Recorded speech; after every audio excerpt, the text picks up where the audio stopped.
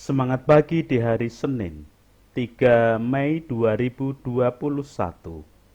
Kembali kita bersekutu dalam persekutuan doa anggota keluarga Allah. Memulai dengan menenangkan hati, menenangkan pikir dalam saat teduh sejenak.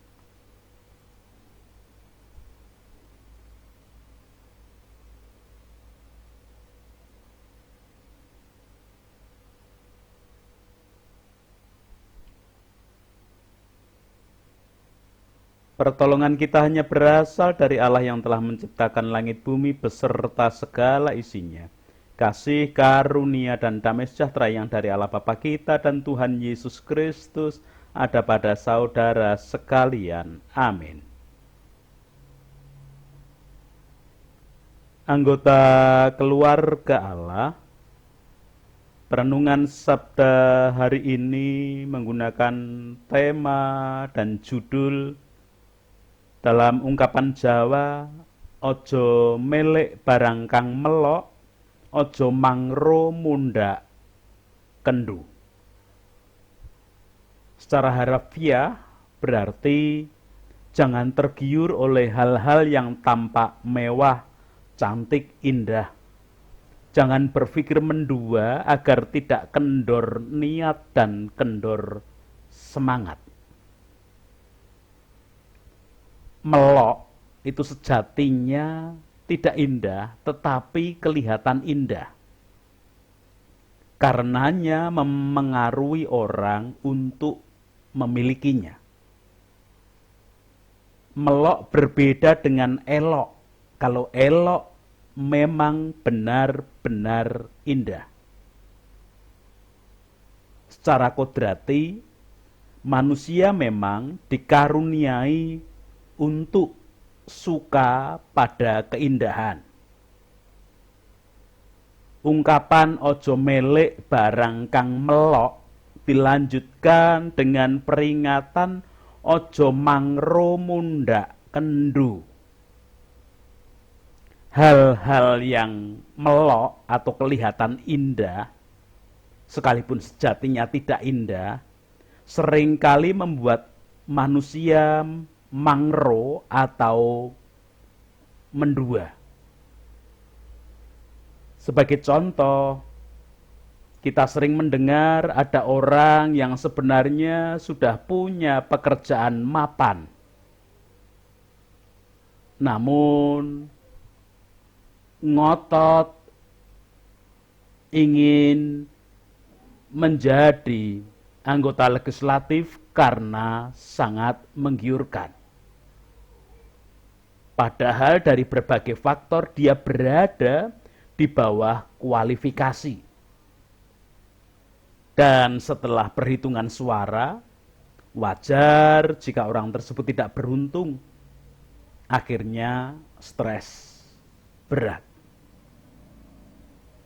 Atau orang yang sudah punya istri atau suami, karena tergoda dengan wanita idaman lain ataupun pria idaman lain, maka kemudian berselingkuh. Segala sesuatu yang dilakukan mangro membuat orang menjadi kendor dalam niat dan semangatnya.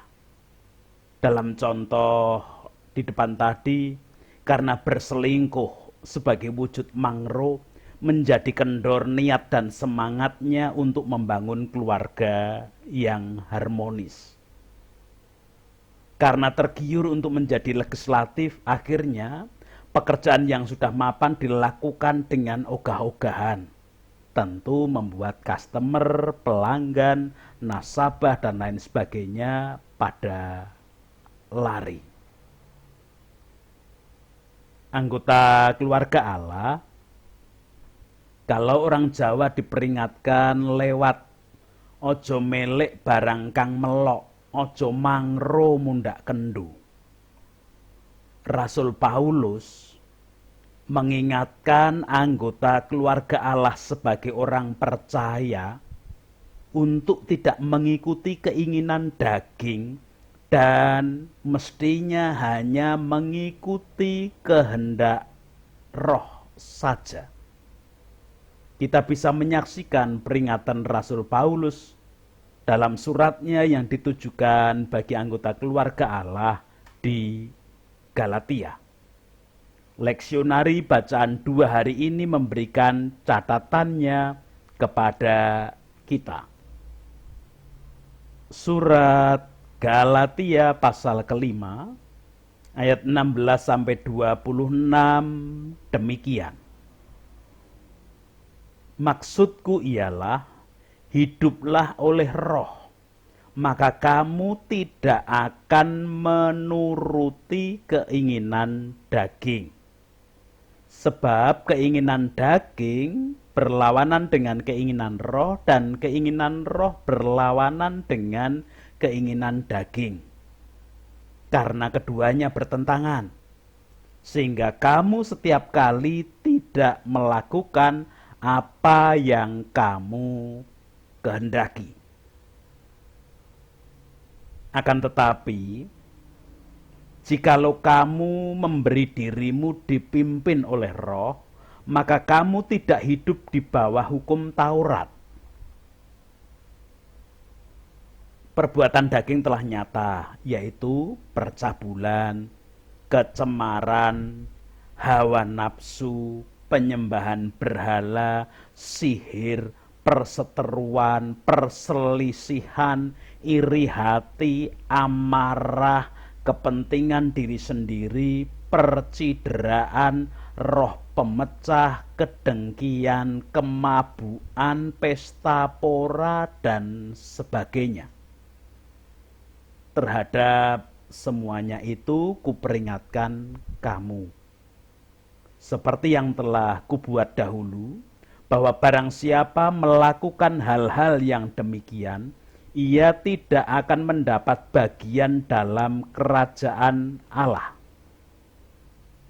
Tetapi buah Roh ialah kasih, sukacita, damai sejahtera, kesabaran, kemurahan, kebaikan, kesetiaan, kelemah lembutan, penguasaan diri. Tidak ada hukum yang menentang hal-hal itu. Barang siapa menjadi milik Yesus, ia telah menyalibkan daging dengan segala hawa nafsu dan keinginannya. Jikalau kita hidup oleh Roh, baiklah, hidup kita juga dipimpin oleh Roh. Dan janganlah kita gila hormat, janganlah kita saling menantang dan saling mendengki. Demikian kesaksian surat Galatia pasal kelima ayat 16 sampai dengan 26. Anggota keluarga Allah, keinginan daging adalah termasuk bagian barang melok. Kelihatannya indah, menyenangkan, cantik, dan lain sebagainya. Tetapi sebenarnya bukanlah sesuatu yang elok, yang benar-benar cantik, benar-benar indah, baik, dan benar. Rasul Paulus menyatakan di dalam ayat 19 sampai dengan 21 bagian A, perbuatan daging telah nyata, yaitu percabulan, kecemaran, hawa nafsu, penyembahan berhala, sihir, perseteruan, perselisihan, iri hati, amarah, kepentingan diri sendiri, percideraan, roh pemecah, kedengkian, kemabukan, pesta pora, dan sebagainya. Percabulan dan kecemaran yang setipe dengan selingkuh itu kelihatannya menyenangkan, tetapi tidak membuat damai sejahtera. Tentu juga tidak baik dan tidak benar. Hawa nafsu yang biasanya disertai dengan amarah, kelihatannya membuat orang puas setelah melampiaskannya, tetapi mendatangkan kekacauan. Tentu hal ini juga tidak baik, tidak benar. Penyembahan berhala jelas tetap sesuatu yang tidak baik, tidak benar. Pada awalnya seolah mendapatkan keuntungan, tetapi realitanya pasti merugikan dengan penyembahan berhala itu. Demikian juga halnya dengan sihir, perseteruan, perselisihan, iri hati, kepentingan diri sendiri, percideraan, roh pemecah, kedengkian, kemabukan, pesta pora, dan lain sebagainya. Semua seolah enak dan bisa memuaskan sesaat ketika dijalani atau diikuti. Tetapi semuanya tidak mendatangkan damai sejahtera, baik bagi diri sendiri maupun bagi pihak lain. Dan tentu bukan sesuatu yang baik benar. Anggota keluarga Allah, mengapa semuanya tadi tidak baik dan tidak benar? Apa ukuran untuk menentukan baik dan benarnya? Ukuran baik dan benarnya yang digunakan bukan hanya ukuran manusia. Rasul Paulus melanjutkan pernyataannya di dalam ayat 21b demikian. Terhadap semuanya itu kuperingatkan kamu, seperti yang telah kubuat dahulu, bahwa barang siapa melakukan hal-hal yang demikian, ia tidak akan mendapat bagian dalam kerajaan Allah. Ternyata semuanya itu berada di luar kerajaan Allah. Bukankah di dalam kehidupan ini orang merindukan dan berlomba-lomba untuk mendapat bagian dalam kerajaan Allah? Bukankah semua orang juga mengakui yang bisa mendapat bagian dalam kerajaan Allah adalah yang baik benar? Ingat, bukan hanya baik saja atau benar saja menurut ukuran manusia, tetapi baik benar. Dan ciri kerajaan Allah adalah mendatangkan damai sejahtera. Anggota keluarga Allah, untuk tidak melek barang melok atau mengikuti keinginan daging, Rasul Paulus mengajak dan mengarahkan setiap anggota keluarga Allah untuk hidup oleh roh. Dinyatakannya hidup oleh roh, di mana keinginan roh itu pasti berlawanan dengan keinginan daging atau barang melok tadi. Anggota keluarga Allah hidup oleh roh itu berbeda dengan hidup menuruti keinginan daging atau melek barang melok. Kalau melek barang melok atau hidup menurut keinginan daging, itu berawal dari manusia yang mempunyai keinginan karena melihat hal-hal yang kelihatannya indah, kelihatannya cantik, kelihatannya menyenangkan, tetapi sebenarnya tidak elok, tidak indah, tidak cantik. Artinya semua hanya semu, menipu. Dan tentu pasti tidak mendatangkan damai sejahtera, seperti yang diungkapkan di depan tadi. Sedangkan hidup oleh roh itu, yang memiliki adalah roh. Perhatikan kalimatnya, hidup oleh roh. Itu berarti yang memiliki kehendak adalah roh. Bukankah setiap kita yakin bahwa kehendak roh itu pasti mendatangkan damai sejahtera? Kalau kita meyakini hal tersebut, tentu kita bersedia mematikan keinginan daging untuk mengikuti kehendak roh. Jadi dalam hal ini, kita harus berani menutup mata hati terhadap hal-hal dunia atau barang melok tadi, dan kemudian membukanya bagi kehendak roh. Kita tidak bisa melarang barang melok hadir di dekat kita, menampilkan pesonanya di hadapan kita. Mbok jangan membuat aku tergiur, mbok ojo ngiming-imingi dalam bahasa Jawa. Tetapi itu tidak bisa kita lakukan. Barang melok tetap akan hadir di depan kita, di dekat kita, menampilkan pesonanya sekalipun itu tidak elok, tidak sungguh-sungguh cantik, tidak sungguh-sungguh indah, tidak sungguh-sungguh menyenangkan. Dalam hal ini kita harus menutup mata hati kita dari barang-barang melok tersebut. Bukan mata jasmani yang kita tutup, tetapi mata hati kita tutup dari barang-barang melok tersebut. Mata jasmani kita masih bisa melihatnya, tetapi mata hati kita sudah dibungkus dan selalu diarahkan pada kehendak roh.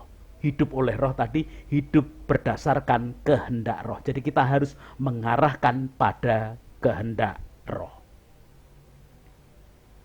Maka Rasul Paulus tidak menyatakan tentang perbuatan roh, tetapi buah dari kehendak roh tadi.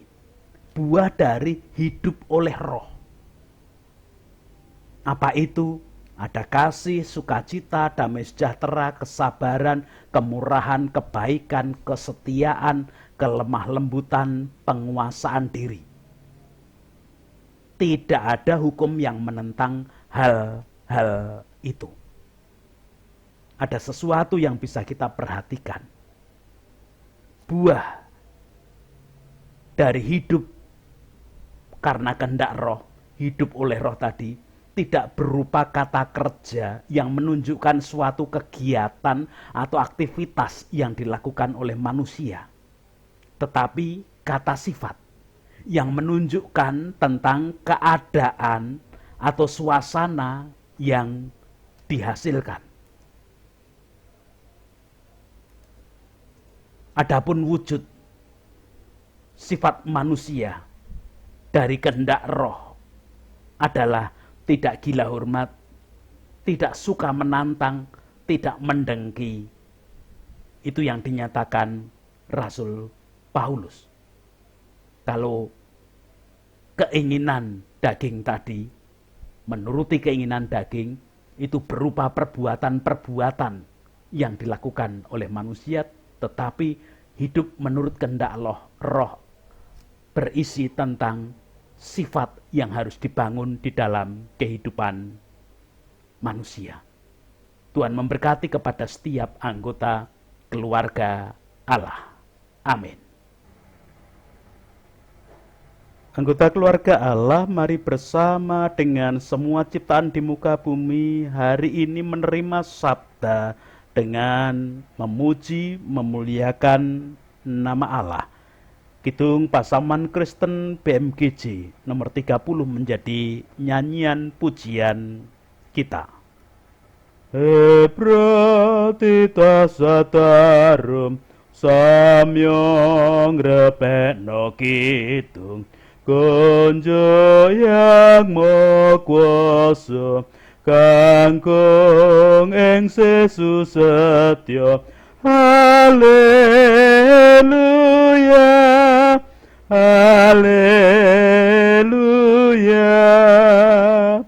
Allah kang mawilasa wis nyelametkan manungsa, slaminya pinujiya watan sapinundiya. Haleluya, haleluya.